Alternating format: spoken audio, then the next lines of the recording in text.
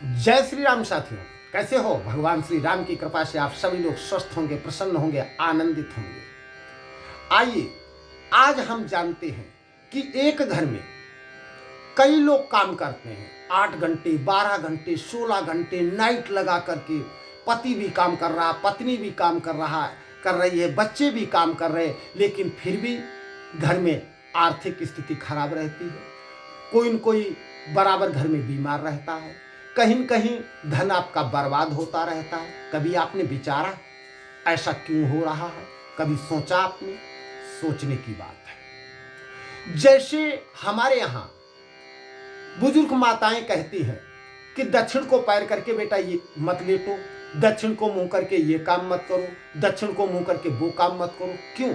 भले हमारी माताओं को इतना सब गणित न पता हो कि दक्षिण को मुंह करके ये काम करो या न करो, लेकिन वो इतना जरूर जानती हैं कि दक्षिण मुंह को ये काम नहीं करना चाहिए या दक्षिण को पैर करके नहीं लेटना चाहिए। कारण यदि हम साइंस का कारण समझें तो जो उत्तरीय दिशा होती, जब आप दक्षिण को पैर करते हैं तो उत्तर में सर होता है, और दक्षिणी दिशा जो है वो मैग्नेटिक होती है, चुंबकीय प्रभाव वाली होती है।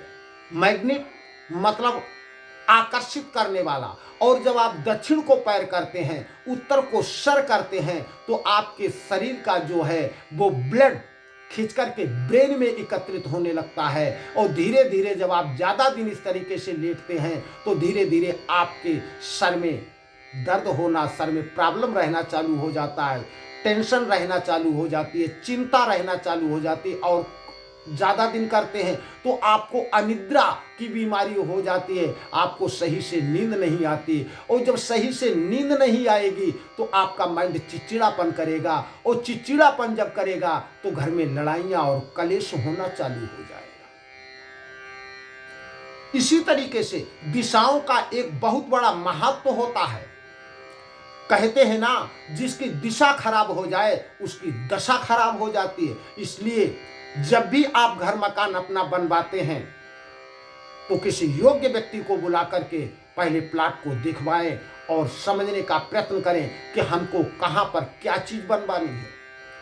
यदि आपने अपने घर में पूरब और उत्तर का कोण समझना, और इसके जो बीच का स्थान होता है उसे ईशान कोण कहते हैं। ईशान भगवान शंकर जी का भी नाम है, और ईशान कोण को ही देव कोण, पितृ कोण, भंडार कोण कहते हैं।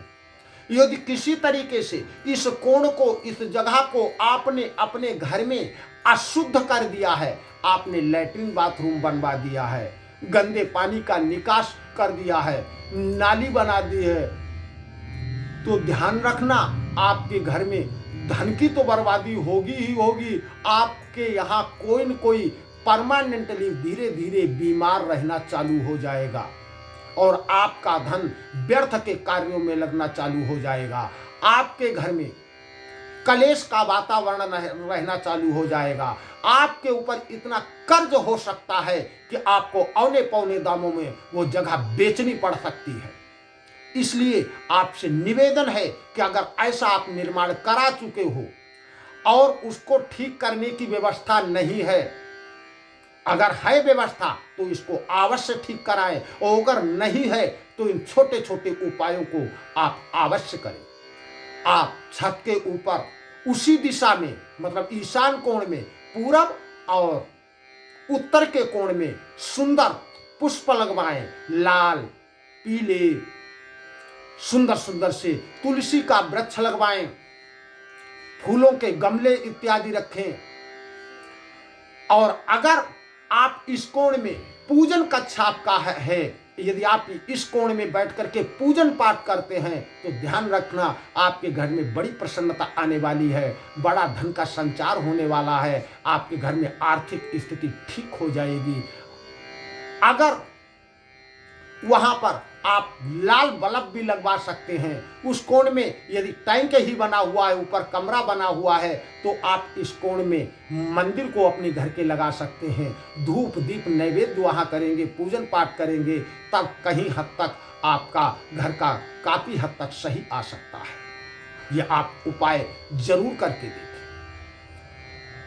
दूसरा उपाय आपको बताते हैं, आप थोड़ा सा गंगा जल ले लें। जब प्रातःकाल आप नहा धो करके परमात्मा की भक्ति और पूजन करने बैठें तो ठाकुर जी को स्नान वगैरह कराते हैं, या गोपाल जी की नहीं, ऐसे ही धूप बत्ती अगरबत्ती करते या कोई चालीसा का पाठ करते हैं तो थोड़ी तांबे की कटोरी में थोड़ा सा गंगा जल ले करके आप घर के पूरब भाग से जल को खींचते हुए, मतलब छिड़कते हुए पीछे बैक को आपको धीरे धीरे आना है और गेट तक छिड़कते हैं। ऐसा करने से आपके घर में काफ़ी हद तक सुख और समृद्धि आ सकती है, बीमारियां इत्यादि भी ठीक हो सकती है। आप एक साथ में, इसके साथ में एक और उपाय आपको बताता हूं।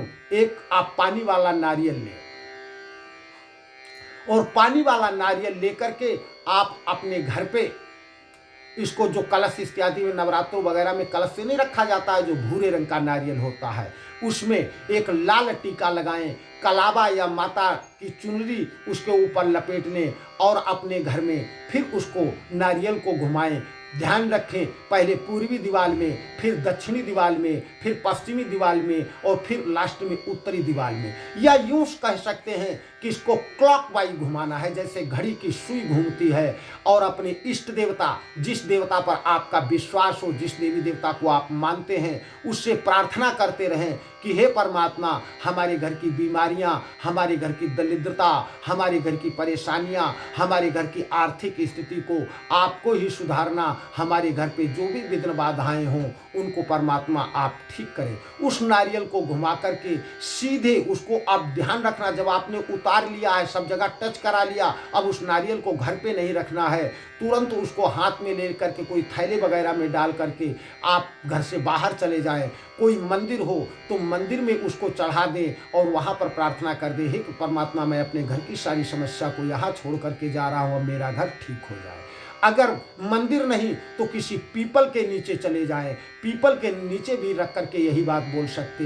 यदि मंदिर भी नहीं मिलता, पीपल भी नहीं मिलता है तो किसी चौराहे इत्यादि पर भी ये क्रिया आप कर सकते। यदि वो भी नहीं मिलता है तो आप कोई, जहाँ पर भी कोई खाली स्थान पड़ा हो, तर्जनी अंगुली, मतलब अंगूठे के पड़ोस वाली इस अंगुली से प्लस का निशान बनाएं, मतलब जो जमा का निशान बोला जाता है, प्लस का निशान बोला जाता है, या जो डॉक्टर लोगों के निशान होता है, एक आड़ी लकीर और एक खड़ी लकीर बना करके वहाँ पर वो नारियल रख दें और भगवान से प्रार्थना करें कि हमारे घर की जो भी समस्याएं हैं, जो भी विघ्न बाधाएं हैं, हे परमात्मा उनको ठीक करें।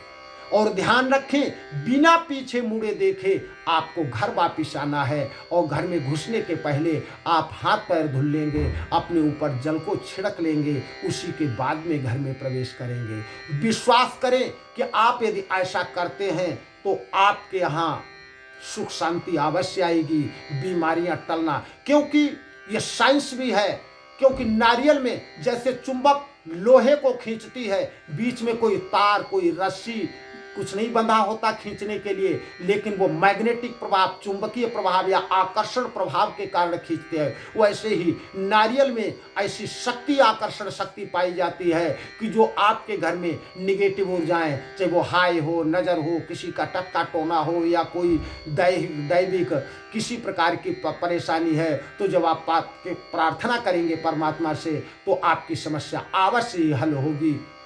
इस बात का ध्यान रखें। इसलिए ये कपोल कल्पित नहीं है, हमारे ऋषि मुनि विद्वानों का, संतों का, महापुरुषों के बताए हुए ये, इनको हम टोटके कह सकते हैं, उपाय कह सकते हैं। इनको यदि आप करते हैं तो आपको लाभ अवश्य ही होगा।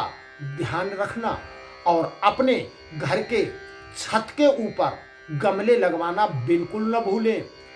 और ध्यान रखें, ईशान कोण को आप जितना घर में अपने पवित्र रखते हैं, जितना शुद्ध रखते हैं, उतनी ही आपके घर में आर्थिक स्थिति अच्छी रहेगी, उतने ही लोग स्वस्थ रहेंगे, उतने ही लोग प्रसन्न रहेंगे। यदि आपको हमारी जानकारी अच्छी लगी हो, मैं पवन शास्त्री आपसे निवेदन करता हूं कि आप अपने चैनल ज्योतिष और संगीत इसको सब्सक्राइब करें, लाइक करें, शेयर करें और घंटी पे अंगुली जरूर दाबें, ताकि जब भी मैं इसी प्रकार के वीडियो लोड करूं तो सबसे पहले आपके पास पहुंचे। आप अपने चाहने वालों को, आप अपने हितु व्यवहारियों के यहाँ, जिनके यहाँ ऐसा कष्ट रहता हो, तो उनको भी शेयर करें, क्योंकि हितैषी तो वही होता है जो अपने हितैषियों के दुख दूर करने का प्रयत्न कर दे। यदि आप ऐसा करते, विश्वास रखना, मैं पुनः कहता हूं, मंत्रे तीर्थे द्विजे देव्यज्ञे तस्य भावना तस्य सिद्धिर्भवति। मंत्र पर, तीर्थ पर, ब्राह्मण पर जैसा आप विश्वास रखते हैं, वैसा ही आपको फल प्राप्त होता है। जब आप ऐसा करेंगे तो आपके घर का आभा मंडल इतना शुद्ध हो जाएगा, इतना शुद्ध हो जाएगा कि आपके घर में प्रसन्नता रहना चाहिए। इसी भावना के साथ सभी दर्शकों को, सभी साथियों को पवन शास्त्री का पुनः पुनः जय श्री राम, जय श्री राम,